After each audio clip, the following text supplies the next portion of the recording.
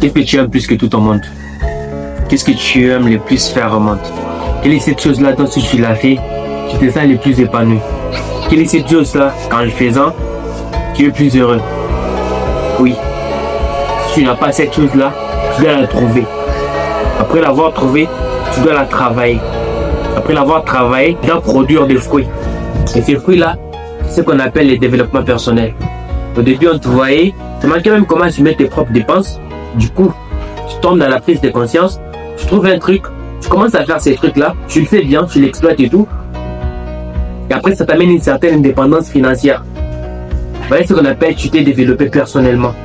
Tu étais dans une relation où tu étais le plus maltraité, méprisé et tout. À un moment, tu prends la conscience et tu dis, c'est bon, j'arrête. Je commence à travailler sur moi-même.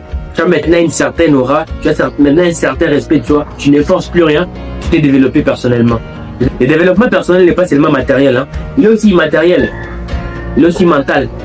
Quand tu prends des points qui sont de négativité, tu les travailles, tu les remplaces par des habitudes positives et ça te fournit un développement personnel tout simplement. Et c'est très important pour ta vie. À un moment, quand tu ne sais pas comment prendre des décisions, quand tu ne sais pas changer le cours des choses d'abord sur ta vie, ça sera impossible pour toi de gérer quoi que ce soit. Une fois tu arrives à avoir une famille, même si une fois tu arrives à avoir un couple et tout, ça sera difficile pour toi de gérer les choses si tu n'as pas pu te gérer toi-même au moins une fois. Tout simplement. On a appelé à la prise de conscience et à la prise de décisions fermes.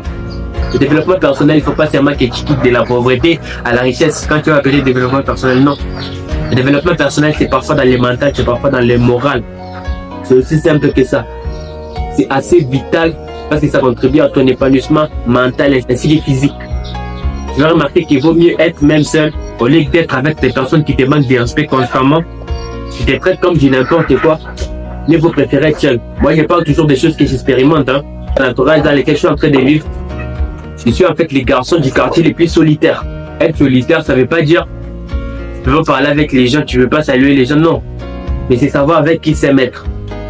Si tu es avec des personnes qui raisonnent dans des 1500 francs, ton esprit sera dans 1500. Si tu es avec des personnes qui raisonnent dans des 100 000, ton raisonnement sera élargi dans des 100 000. Si tu es avec des personnes qui raisonnent dans des millions, ton raisonnement sera voué lié aux millions. C'est aussi simple que ça. Donc c'est à toi de choisir ton milieu de vie. Tu choisis qui tu fréquentes, tu choisis avec qui tu marches, tu choisis avec qui tu parles.